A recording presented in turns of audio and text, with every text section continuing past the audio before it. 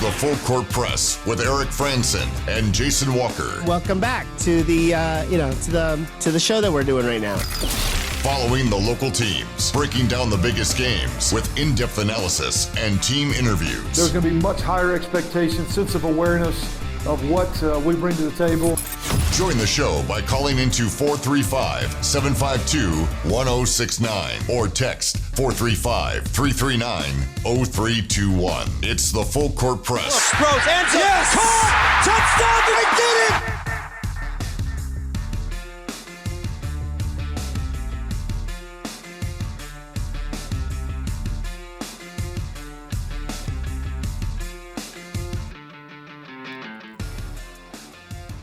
Welcome on in, everybody. Eric Frandsen, Jason Walker, another edition of the Full Court Press. 106.9 FM, 1390 AM, streaming on 1069thefan.com and on the 1069 The Fan mobile app. So you can also find past episodes, past interviews, and links to stories, photo galleries, all kinds of sportsing things are on there.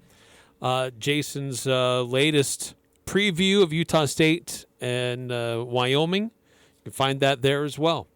And that's what we're going to talk about today here in the 4 o'clock hour as the Aggies get ready for the Cowboys. We'll get into what took place last night in the Mountain West. There were 2 big games and surprising outcomes. And we'll get into that next hour. But as always, if you want to chime in and share a thought, a question, we'd love to hear from you, the listener, on our Full Court Press text line, 435-339-0321, for those who want to chime in. We'll also get into the Utah Jazz. They're taking on the Lakers tonight, and also the Region 11 games are going on. We've got some interesting matchups there. So busy night of things to discuss and preview and to cover today. Yeah, a lot of sports will be sportsing today. Yes. On Valentine's Day, no less. Yeah, feel free to send in your favorite Valentine's Day puns if you have them. Valentine's Day puns. Yes, that'd be good. And usually you put them on the cards or whatever, Yes. some kind of weird pun. Utah State had quite a few of those they sent out earlier today, like Valentine's cards that would somehow factor in like a player's name. Yeah. Just a bunch of weird, cheesy clever dad joke level puns. Yes. And that's all good. By the way, we got this text sent in earlier this morning, 9315. Had a thought on the brain and had to send it in well before the show started. Absolutely wild how San Diego State gets officiated at Viejas. Utah State is averaging 24 free throw attempts on the road in conference play. At Viejas, they shot 13. Yeah, that was kind of a running theme from other media members who follow the Mountain West, watching what happened in that game last night. Yeah, it's something that I haven't followed. I shouldn't say I haven't. Let me start that over. I haven't looked at the data very much. I know Mark Ziegler was covering it a little bit. I didn't read a ton of his work on that because a 1-game sample size like that means absolutely nothing. Right. Style of play can be very different. Or just a game. Or just, yeah, there are games where the Aggies don't draw more free throws because they aren't aggressive enough for any number of reasons. But, there seems to be a suggestion there's data. I haven't looked at it, so I can't really say anything because I haven't really felt inclined to look into it further. But there is some data suggesting that San Diego State definitely gets a friendlier whistle at home, which there can be any number of reasons for that. Most suggestions would be trying to appease the home crowd. But there have been referees who have kind of the opposite feeling where they're not going to feel good toward the home crowd or the coach that keeps yelling at them, and so they're going to call things against them. Yeah. Or I should say subconsciously inclined. Like they're not like out there going, oh, I'm going to call this against them just because. It's kind of a subconscious thing. Just as it would be just as the subconscious would, for some referees, trend them towards appeasing the crowd. Again, referees don't have this conscious thought of, I hate this team, I hate this crowd, I hate this whatever. A lot of this is subconscious. But last night, 25 free throw attempts for San Diego State, 13 for Colorado State. And Colorado State's not a team especially from watching them against the Aggies and watching a couple other games. They're not a team that's going to draw a ton of free throws. Yeah, and we'll get into that game and a few of them with storylines of the other game last night next hour. But I'm not overly shocked, but still, I know it's an ongoing thing that other people are picking up on. 8968 texting in, whatever San Diego State did to Colorado State, I hope the Aggies can emulate. Yeah, you'd hope so. Yeah. Yeah, and that's for discussion on Thursday and Friday. But Utah State needs to be focused on Wyoming. Yeah. This is a team that is scary good at home. And teams have gone into their arena just maybe overlooking them, looking forward to their next opponent. They see the overall record and don't get too intimidated by the Cowboys because it's not a great home crowd there, but it is a good home record there. Wyoming poses some interesting challenges for USU. They've got some shooters. They got guys who can go get a bucket. And if the Aggies aren't careful, they could find themselves fighting from behind and trying to catch up. Yeah, Utah State needs to not overlook them because if they do, that's where Wyoming can really go off because the Aggies are very well positioned as far as matchups, as far as personnel. They can very easily shut Wyoming down. They did it earlier this year, holding them to 59 points. Wyoming didn't get off the ground offensively at all, as the team has been able to put up 80, 90 points in conference play. And they couldn't do jack squat against the Aggies. And a big reason is you look at some of their top scorers, Sam Griffin, Akul Kot, they're very easily covered and matched up by Darius Brown and Ian Martinez. Both those guys have the right size, the right speed, defensive talent. They can very easily cover those guys up. So Griffin was held at 7 points in that game, which at the time was his season low. Kot was held to, I think, 1 point below his current season average. I think he had 14. His season average is 15 right now. Brendan Wenzel, he was held just, a point below his average. So all these guys, one guy getting completely smothered and two guys being held below their average. So they're not making up for that lost offense. When you focus on one guy and you shut him down, other guys can tend to go off. That didn't happen. Mason Walters was the one guy who had a solid offensive game. But even then, he's largely covered up by Greg Osborne, who's usually going to be guarding him, except for when Wyoming tries to get a switch, which they did a little bit in that game. So the Aggies, if they're playing their A game, can very much cover Wyoming. There's really only one matchup that scares me a little for this team, and that's Wenzel, where he has a bit more size, where he's going to be matched up against either Mason Falslev, at times Josh Aduje, maybe even Ian Martinez on certain switches. This is a 6'7", 215, 220-pound guard matched up against a bunch of 6'3", 6'5", 190-pound guys. That's a potential matchup problem. And in the game last time, Wenzel missed 3 wide-open three-pointers, which is a little worrying because if he gets those wide-open threes in Wyoming, a shooter might miss those in one game, but he's probably not going to do it again. Right. So that's one where maybe he can go off.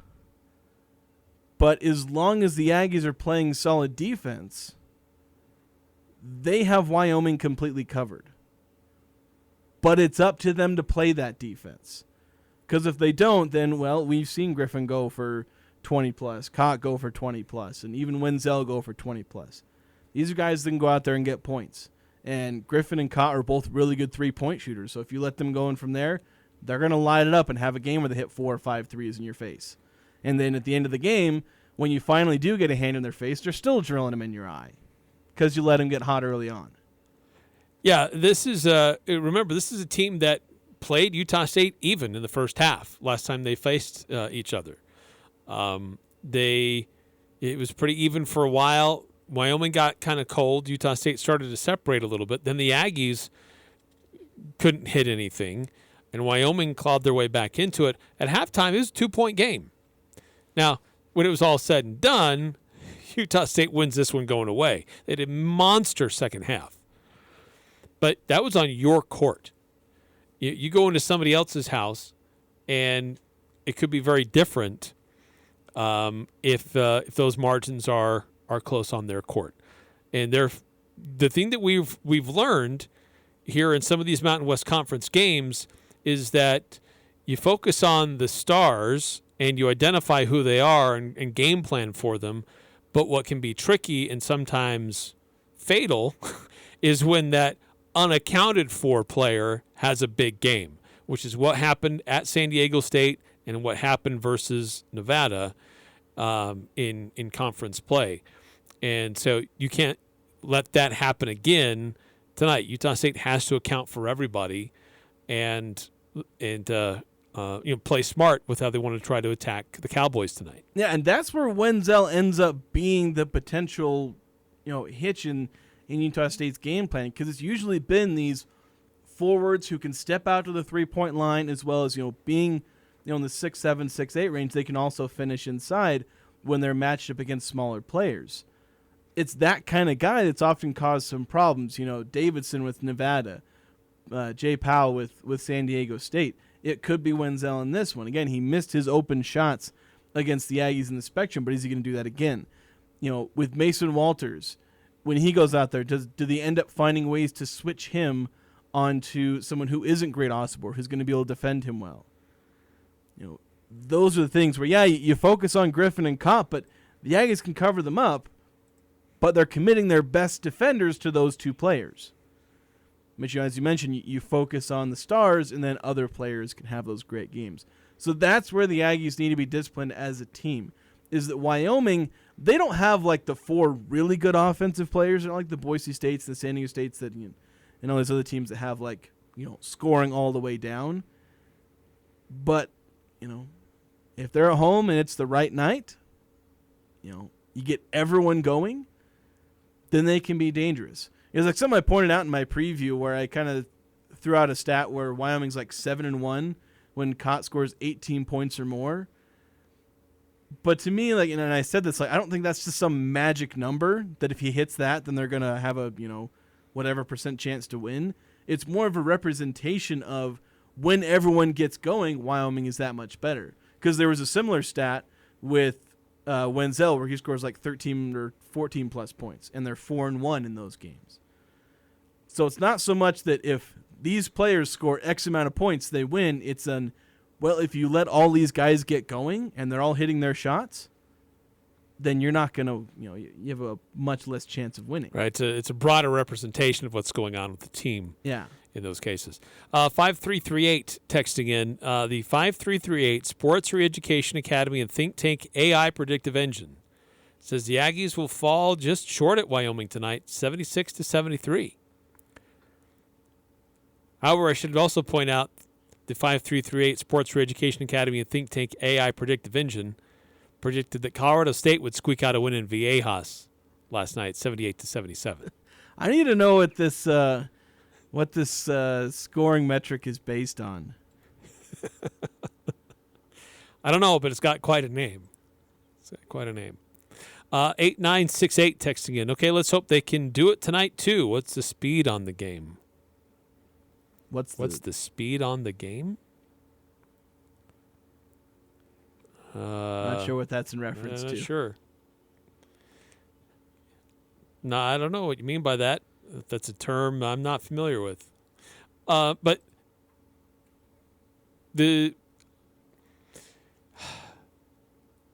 with this being at altitude, it's not like Utah State's coming from sea level, so it'll be easier for them than it is for some other teams. But should their pace be any different on how they approach Wyoming tonight? No change. Nothing. You make a big deal out of the altitude. Like you said, Utah State's already well on its way to being fairly close to Wyoming's altitude. Obviously, Wyoming is higher by a decent chunk. But these are collegiate-level athletes. They run all the time. They run at altitude. They're not going to be bothered one bit by Wyoming's altitude. Not one bit. Yeah, and that's more of something that will affect you if you're there a little bit longer before it starts to, what's the term, acclimate to that. But I agree. I think this is Utah State. Run what they've been running. Be who you are. Don't try to be something different, and you'll be fine. And it's not like they're a super fast-paced team anyway. They're fairly average, trending to, I think, slightly above average in pace. They'll play a pretty typical pace, and then they'll get out and run sometimes. They'll push the pace in transition if they see the opportunity. They're not this run-and-gun team like New Mexico where you think, oh, can they still run their offense at altitude? The Aggies will be fine. Maybe there'll be a little bit where you got a lot of guys playing a ton of minutes. But again, it's not too different from when you're playing in Utah, where it's not that drastic as far as altitude. 9315 texting in, USU 84, Barstool Cowboy 70. Okay, good score prediction. 8968, the speed on the game. Sorry about that. I think you just repeated the question that we still have. I'm not sure what the speed on the game means. Talking about the pace of the game, we're just talking about the potential pace of the game, where I think it's just going to be about as typical as it was when Utah State faced Wyoming last time. I don't think it was anything particularly different. Yeah, I mean, last time for Utah State, Darius Brown, I remember his comments afterwards. Like, that game was close at halftime, and they went to the locker room like, we know we can do better than this. And they totally blew them out of the water in the second half, outscoring them 48-26. And just, major separation. Yeah, and that's the Aggies that should be able to come out in this game, because the Aggies are better. As I said, they match up really well. They match up defensively. Wyoming has, Wenzel, who's a barely 10-point-per-game scorer, so unless he manages to just have an amazing game, because I talk about, when guys like Kott and Wenzel, like when everyone gets scoring, but the thing is, I don't think they can have everyone get scoring unless they just have a spectacular game, and the Aggies do overlook them. Because if they're playing their game, Griffin's not going to go off. I don't think they're holding to 7 points again, but I don't see him going much over, 15, 16. Or at least him getting 15, 16, and Akul Kott getting 15, 16, 17, and Wenzel getting 12, 13, 14. And Walt, it's hard to see every single one of them because the Aggies have those matchups, and as long as we're disciplined, Wyoming doesn't really have the guys to just flat out beat the Aggies. The Aggies do have that advantage the other way. How are they going to stop Osibor? We saw that in the last game. He had 20 points. He was really efficient from the field. I think it was 9 of 11 or something like that. Yep.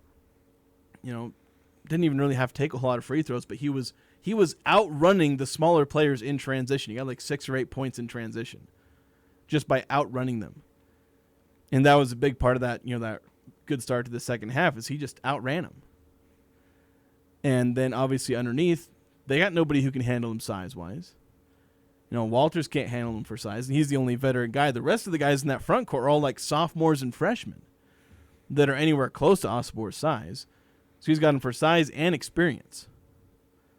So he's going to be a huge matchup problem. Wyoming's going to have to dedicate a lot of time to that. And that's where, assuming Ian Martinez and Mason Falslev can play off that, and Darius Brown too, there's going to be a lot of open windows for them to score.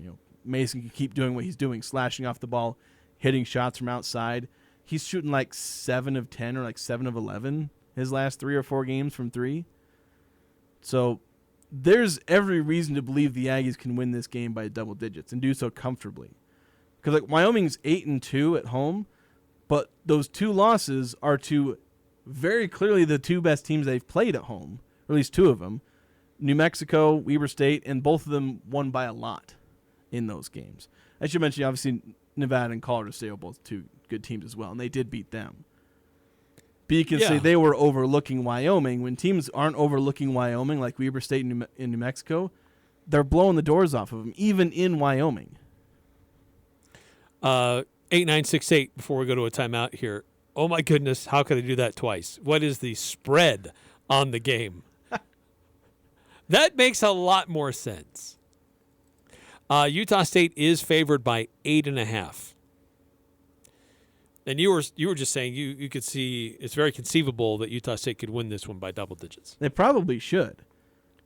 If you're talking about Utah State playing up to its potential, they should win this by double digits. It's not the end of the world if they don't. And if they barely win, you take that. All that matters is you get a win. Nobody remembers you barely winning against anybody. They don't ever look at that and say, oh, you barely beat them. It's just you beat them. They don't split hairs that closely. Right. So, but get a win. I think the Aggies can very easily do that.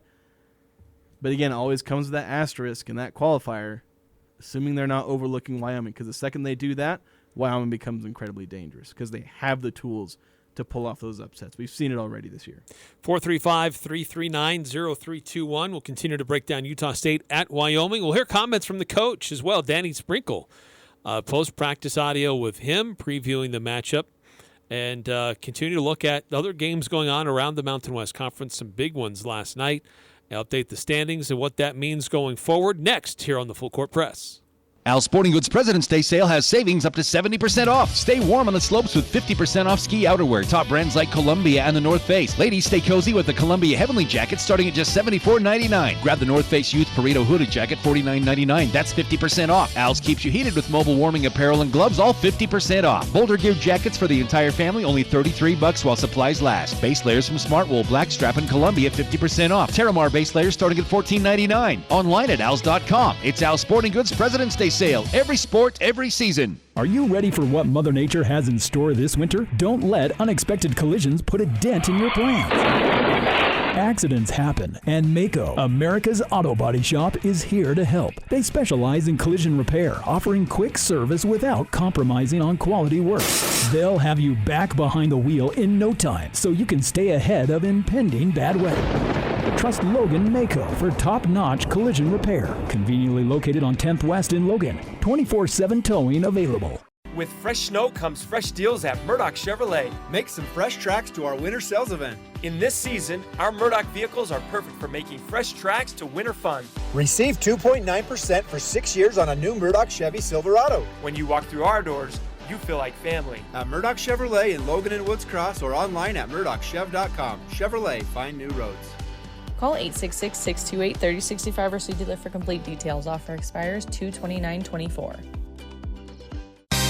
Nearly 21 years ago, Cafe Sabor opened their doors in historic Logan train station. With the help of hundreds of amazing employees and patronage of thousands of wonderful customers, Cafe Sabor is proud to have been voted 3 years in a row Cache Valley's favorite Mexican restaurant in the Best of Northern Utah contest. Follow Cafe Sabor on social media for giveaways and promotions. Search Cafe Sabor for a restaurant near you.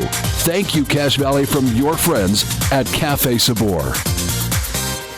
This is Mark, an injury attorney with the Advocates. Valentine's Day is a special time of year for you and your person. Please be safe this Valentine's Day.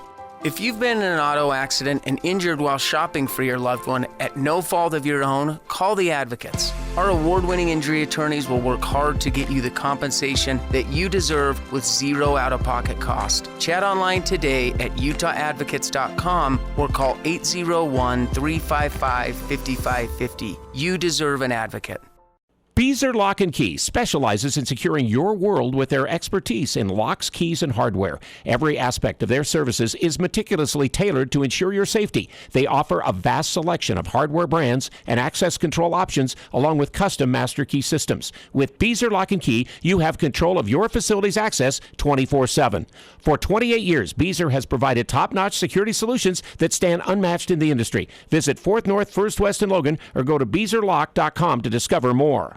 Guys, are you thinking about testosterone therapy but unsure if it's safe for you? Let the specialists at Budge Clinic Urology guide you in making the right decision. With their expertise in men's health, they offer evidence-based treatment for low testosterone, ED, and urinary issues. Plus, they're the go-to experts in prostate cancer screening and cutting-edge robotic surgery. If you're considering a vasectomy, call Budge Clinic Urology today at 435-716-1450 to schedule a quick consultation. Trust Doctors Lusney, Bassett, Heiner, and John McVeigh for your men's health needs. Hablamos Español. The Full Court Press on Sports Talk Radio, 106.9 FM, 1390 AM. The Fan.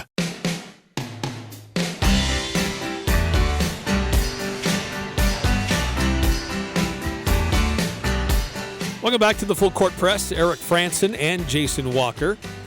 Utah State at Wyoming tonight in the Mountain West Conference Showdown. Tip-off will be at 8 o'clock.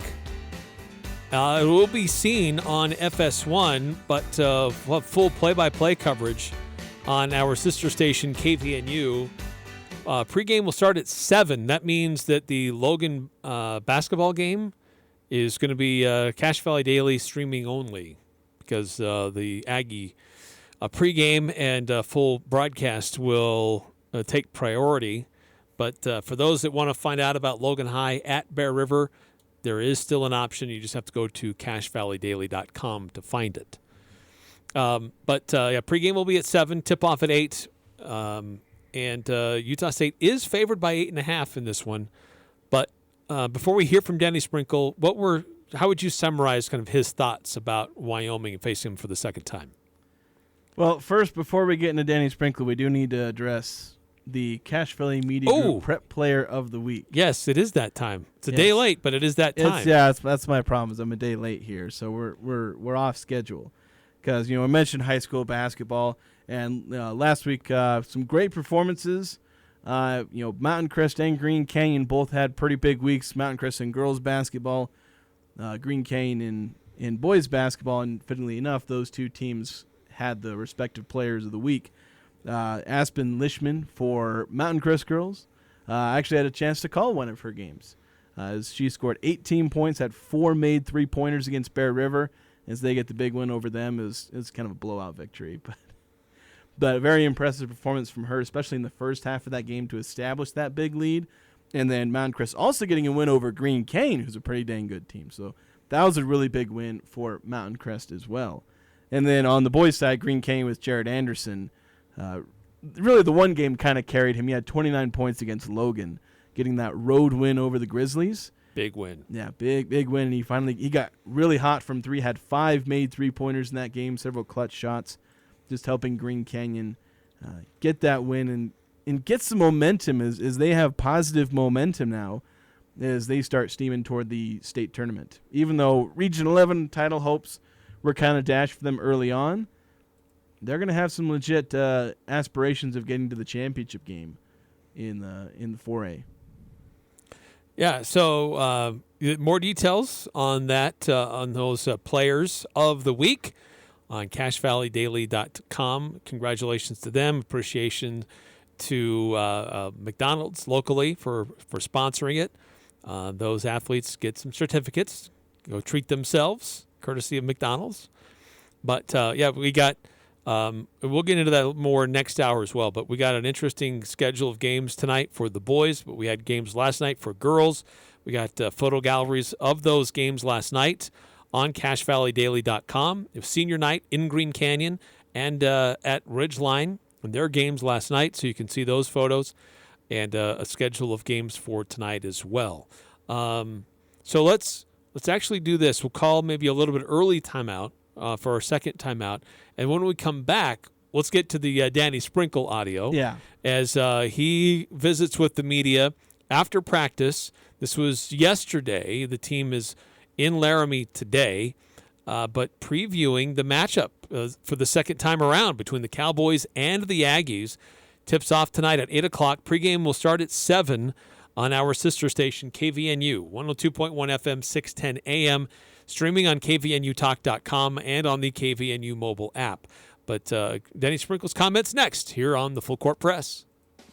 No matter how cold it is outside, you can count on a quality-built, super-efficient York furnace to keep you warm inside. York furnaces provide consistent comfort throughout your home. York furnaces are protected by the strongest warranties available. Call Advanced Heating and Air Conditioning, your local York dealer at 752-7272 to schedule a free evaluation of your system. Advanced Heating will help you save up to 50% in energy costs this season. Online at advancedheating-ac.com.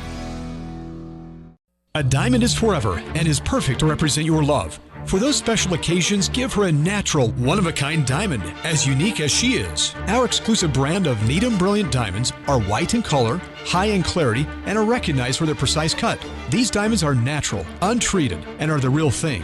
Show her you care enough to give her a diamond, an investment for generations to come. Open Monday through Saturday, 10 to 7, where Utah gets engaged. SC Needham Jewelers, middle of the block, at the sign of the clock.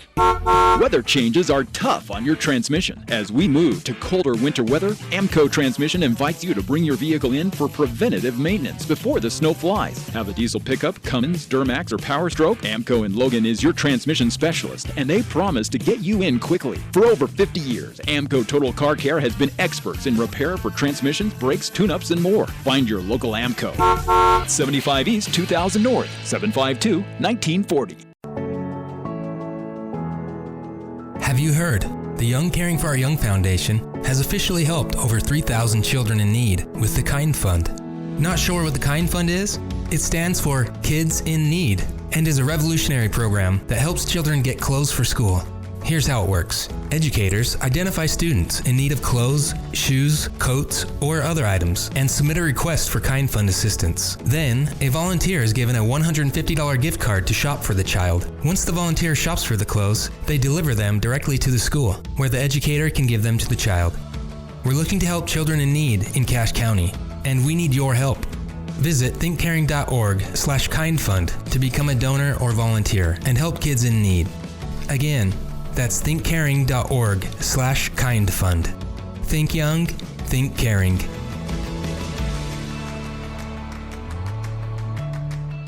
What do Valentine's Day and Jarek's have in common? They're both all about the romance. Jarek's Fine Jewelry has a great selection of men's and women's watches, earrings, bracelets, necklaces, and yes, engagement rings. Don't sweat it out worrying about where to get the perfect gift. Just come to Jarek's. Through Valentine's with any purchase, receive a forever metal rose, handcrafted by Metal Petals. Valentine's Day and Jarek's, they're both all about the romance. Jarek's Fine Jewelry. Make it special, make it Jarek's.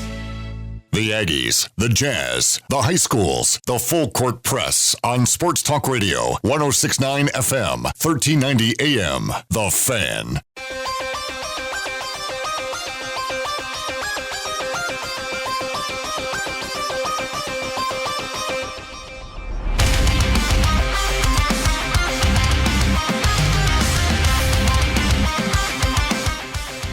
Tonight at 8 o'clock, Utah State takes on the University of Wyoming. It's going to be broadcast nationally on FS1. Of course, we'll have full play-by-play on the radio locally on our sister station, KVNU. The Hall of Famer Al Lewis, he'll start his pregame coverage at 7, a full 1 hour before.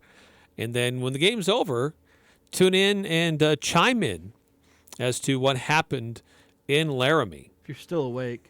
Yeah, if you're still awake.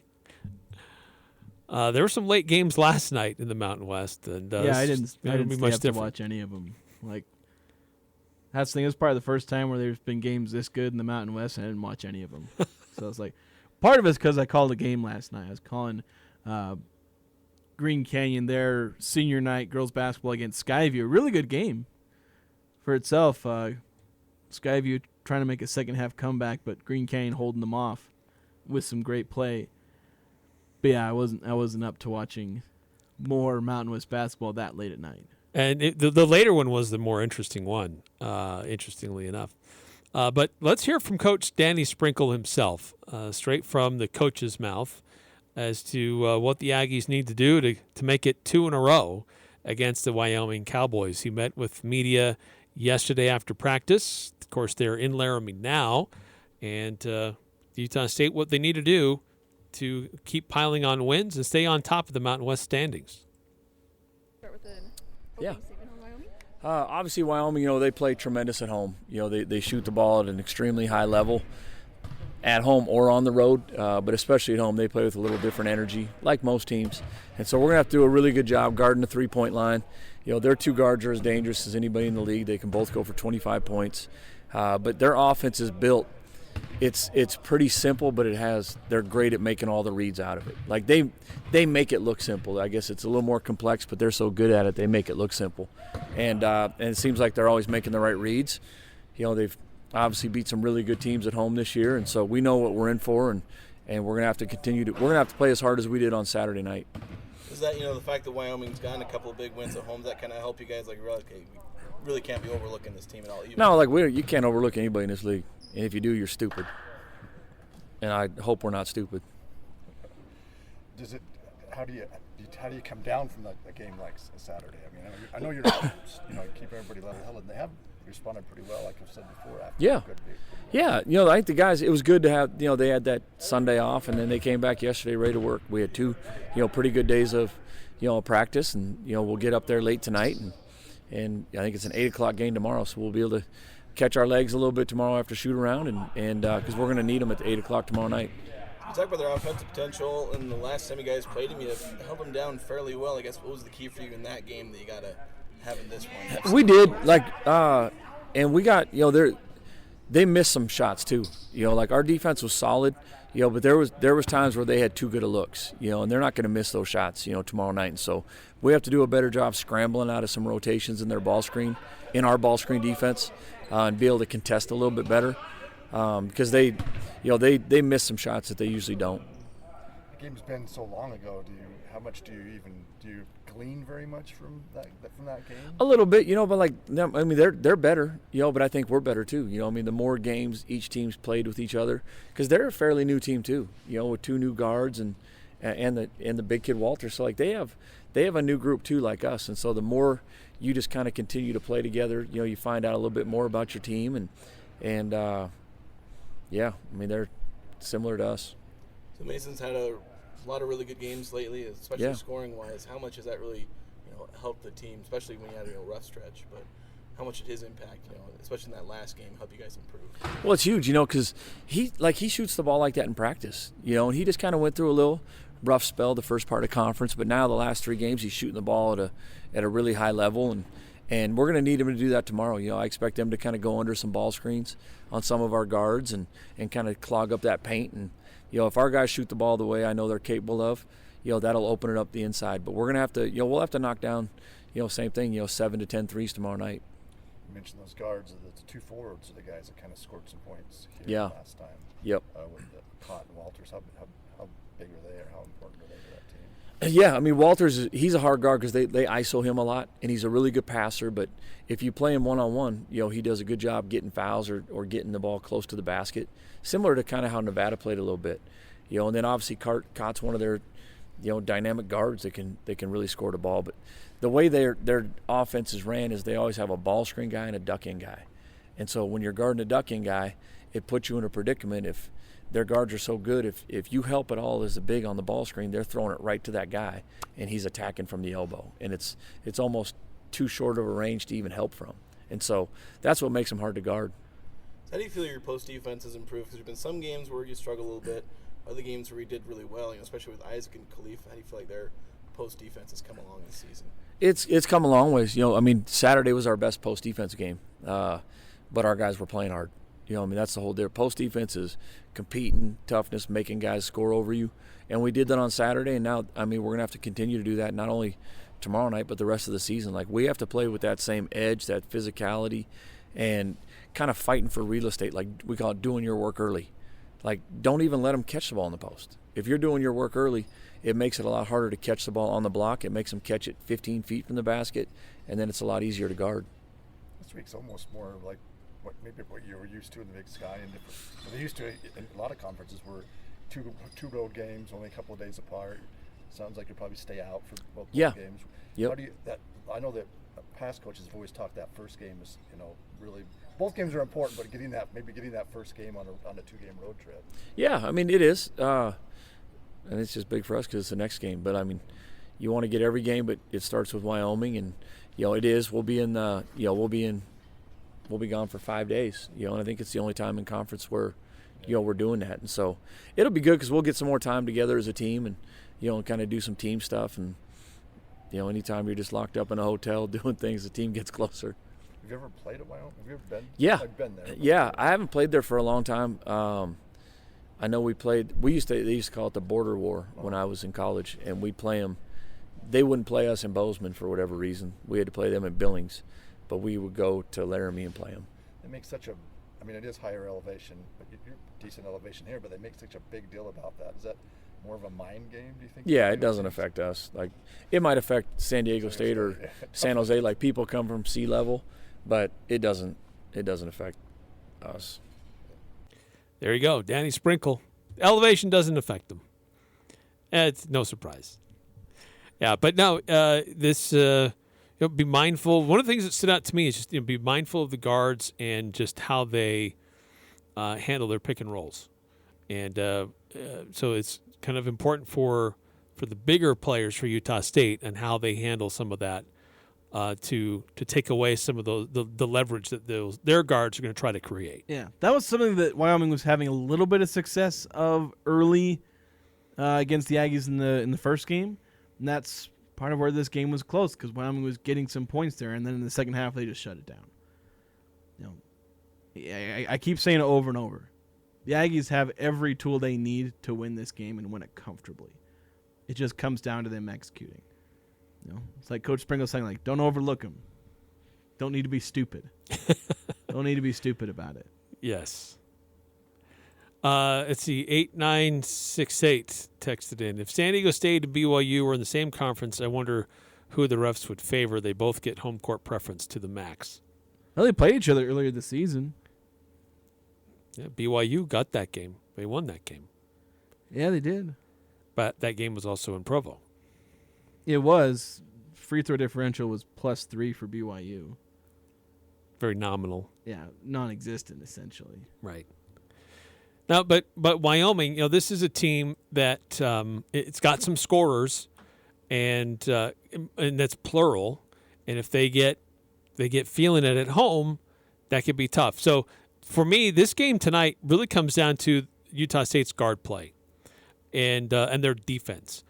Being able to disrupt and slow down Griffin, Cott, and just try to make them uncomfortable.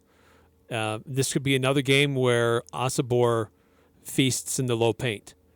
He didn't shoot very many free throws. He didn't get to the free throw line very much. Only twice did he shoot free throws in their first game. He didn't have to because of the way they were setting him up. Every time he touched the ball, he had a free lane to the basket.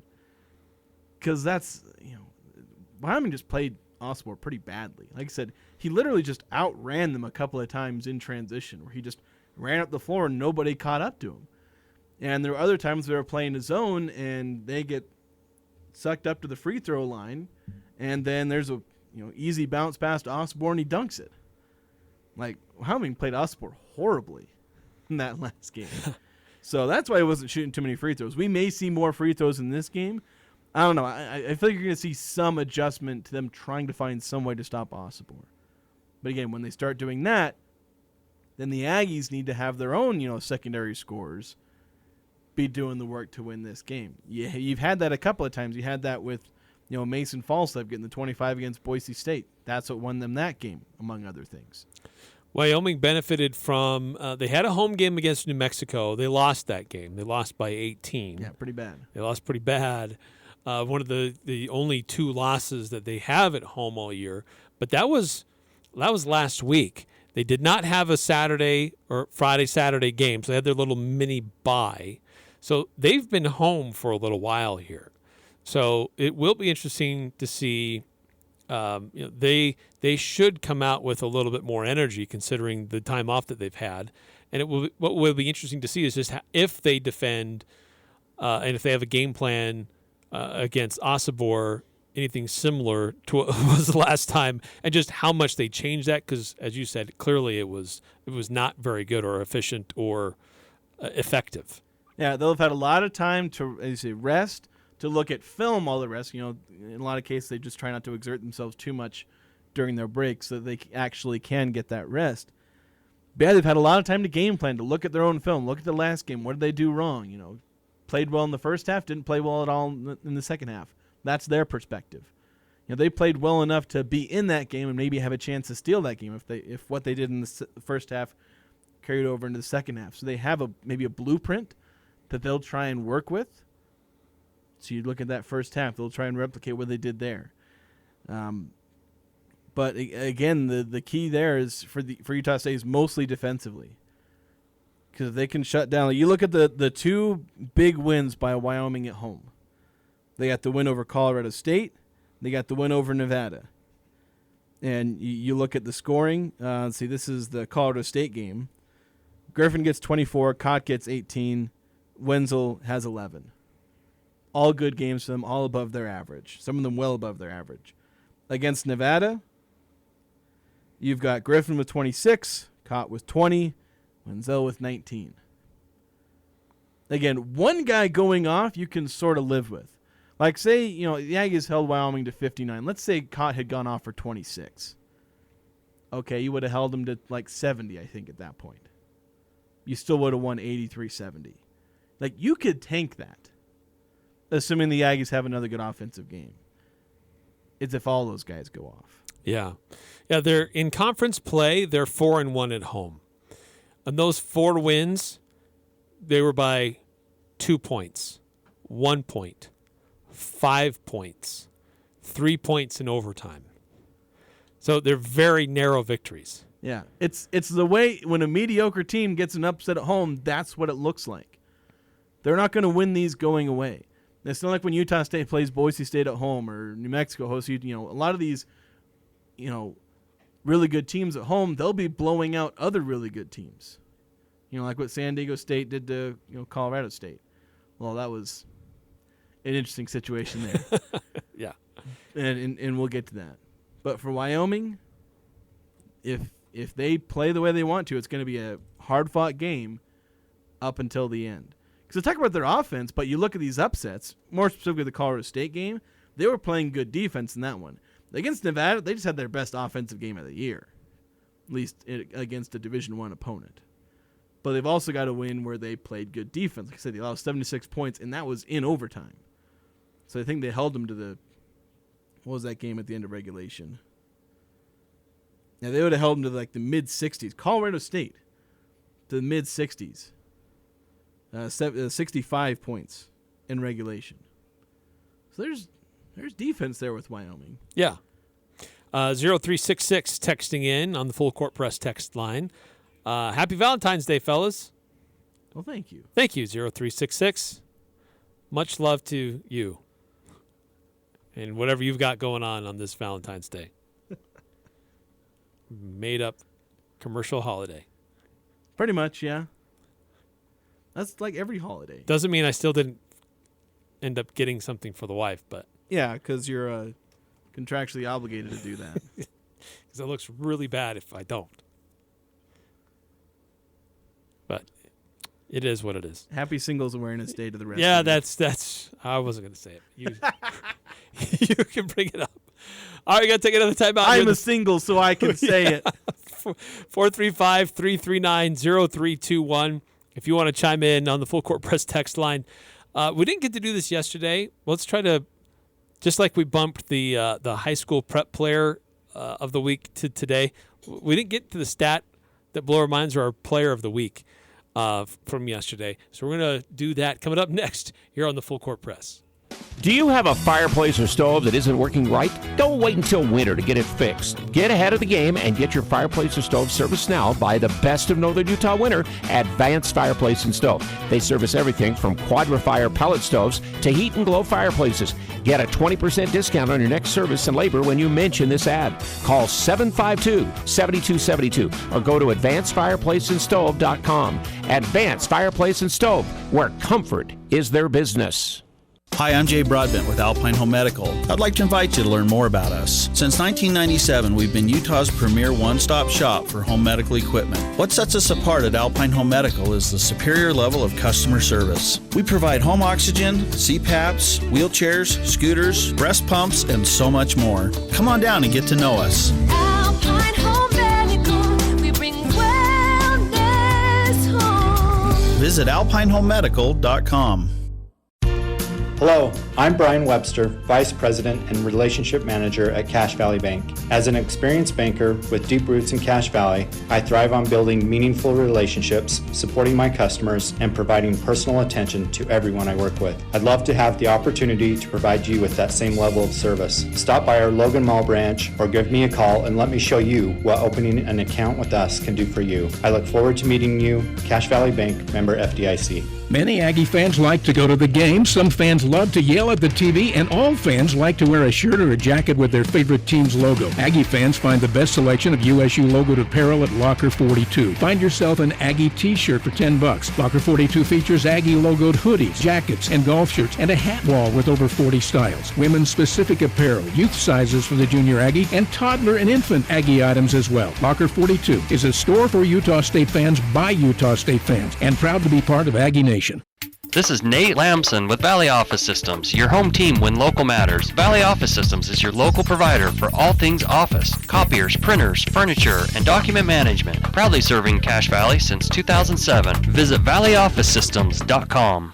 Want to set yourself apart from the competition? The Leadership MBA at Utah State University will help you lead companies and drive change in your organization. You can attend in person in Logan on Thursday evenings or take an interactive online class. Complete your MBA in as little as a year. Apply before March 1st to be considered for summer semester. Contact the MBA office for a waiver of the $55 application fee. Learn more at utahstatemba.com. That's utahstatemba.com. Following the local teams, it's the Full Court Press with Eric Frandsen and Jason Walker.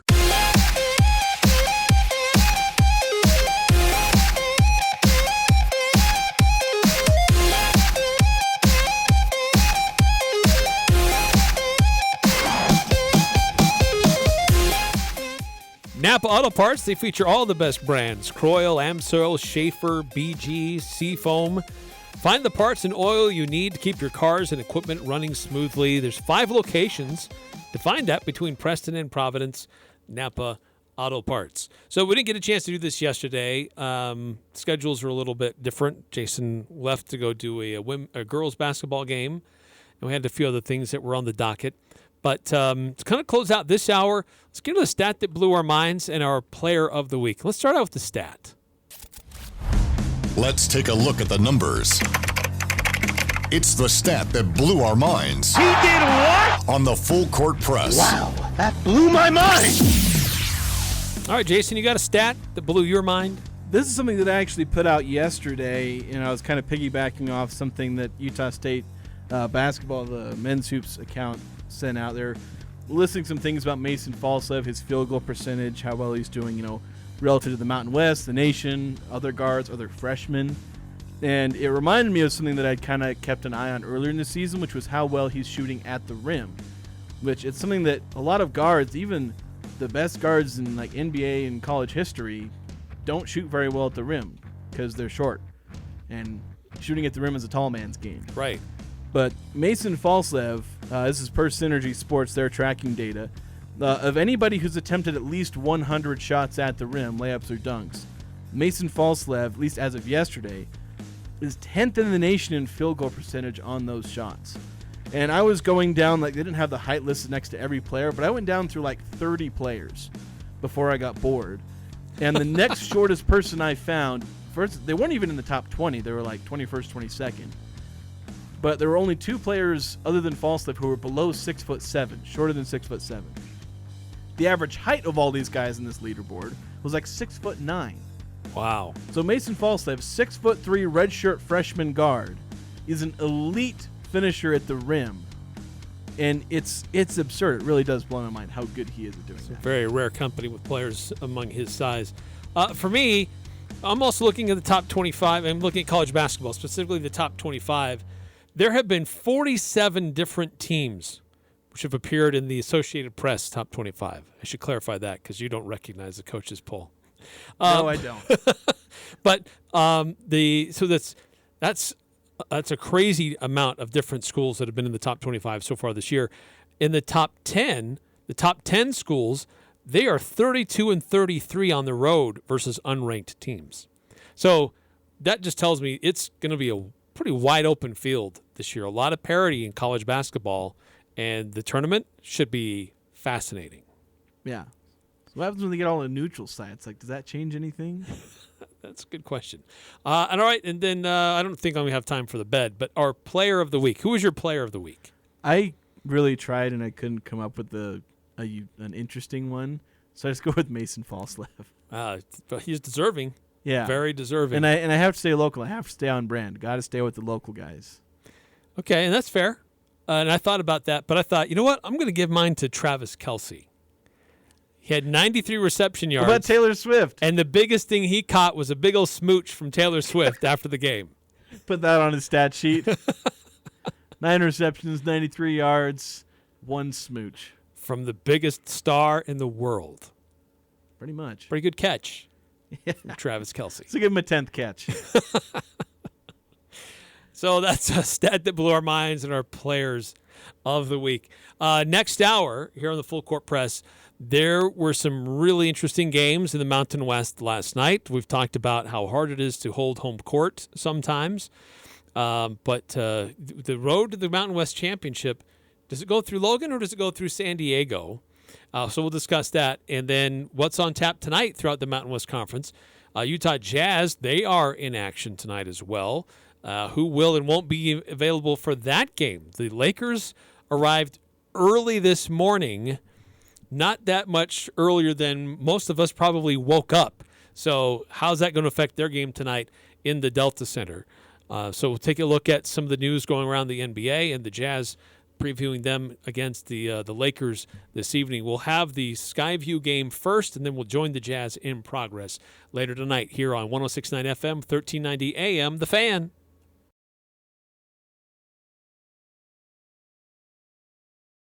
Keep your emotions in check. Otherwise, the repercussions can be significant. That was made evident yesterday after a string of stories came out of San Francisco. After the loss to the Chiefs, star receiver Brandon Ayuk has said all the right things, but the White House inner circle has done the opposite. His brother went to Instagram claiming the team's usage of his brother is the reason why Ayuk is interested in leaving the Niners this offseason. Shortly after, Ayuk's girlfriend posted a video hinting at the All-Pros departure as well. To make matters worse for San Francisco, the Niners offensive lineman John Feliciano blamed teammate Spencer Burford for missing the block that allowed Chris Jones the free hit on Brock Purdy in overtime. Feliciano later walked back his statements after blaming a hangover. The Niners roster is talented, but even in tough times, you have to learn how to stay together. And if the team lets this behavior continue, that bitterness could bleed into next season. I'm Dan Patrick, and this is Above the Noise.